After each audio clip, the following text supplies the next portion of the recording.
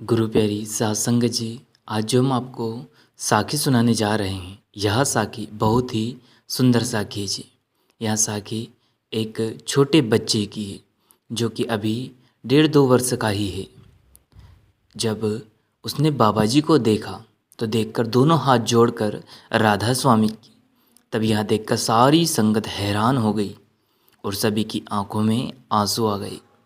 यह वह पल था जो कि बहुत ही भावुक था। इसको देखकर बाबा जी भी मुस्कुराए।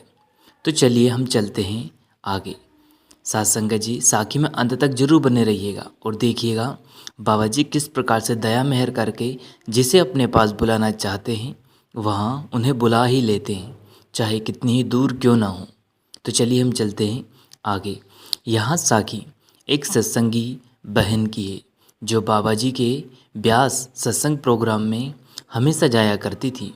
उस बहन की रुचि बचपन से ही सत्संग में थी। कुल मालिक की दया से उस बहन की शादी एक ऐसे परिवार में हो जाती है जो कि सत्संगी परिवार नहीं था और ना ही वो कभी कोई भी लोग सत्संग में जाते थे। साथ संगत जी, अब जब वहाँ बहन ससुराल आई और वहाँ देखा कि यहाँ पर कोई भी सत्संग घर नहीं है और ना ही कोई सत्संग जाता है और ना ही कोई सत्संग की बातें करता है, तब उसने अपने आप को अकेला महसूस किया। साथ संगत जी, क्योंकि वहाँ कभी भी सत्संग नहीं छोड़ा करती थी और हमेशा सत्संगियों के बीच में कुल मालिक की बातें सुना करती थी। लेकिन आज उसे पूरे 1 वर्ष हो गए थे बिना सत्संग सुने। जब उसके अंदर एक कमी सी महसूस होने लगी तब वहाँ घर में उदास रहने लगी। अब यह वह एक सत्संगी ही जान सकता है जो कि उस कुल मालिक का सच्चा प्यारा हो, जिसने कभी उस मालिक से सच्चा रिश्ता जोड़ा हो। जब उसको इस स्थिति में उसके पति ने देखा तो वहाँ बोला, तुम्हें हो क्या गया है, तुम इतनी उदास क्यों रहती हो।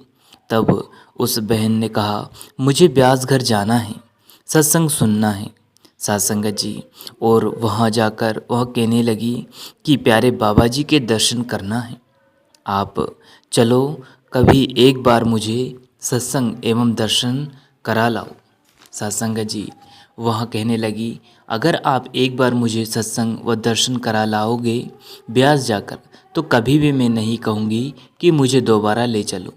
अब देखिए, वह मालिक जिस पर कृपा की दृष्टि डाल दे और जिसे अपने पास बुलाना चाहे उसे कोई ताकत रोक नहीं सकती। हुआ भी यूं ही।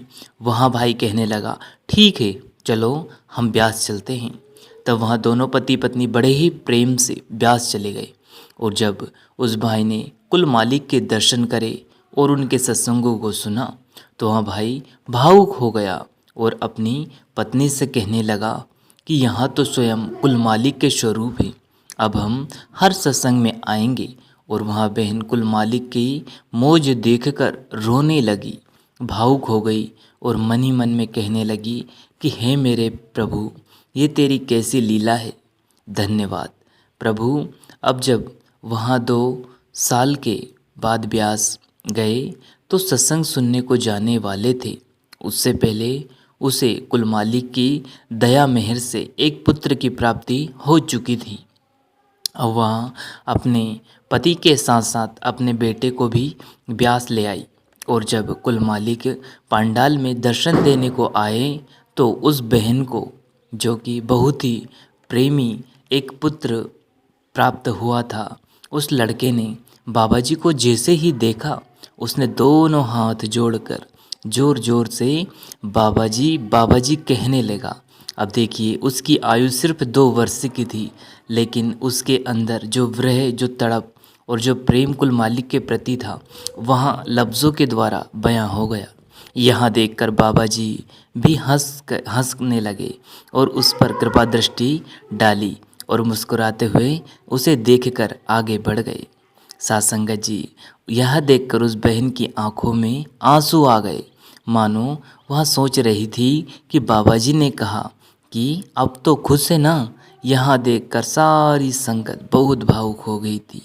देखो, वह मालिक जानी जान है, वह सब जानता है उसे जिसे बुलाना है, वह जिसे दर्शन देना है, वह उसे चाहे कितनी ही दूर क्यों ना हो उसे बुला लेता है अपने घर और दीदार करा देता है।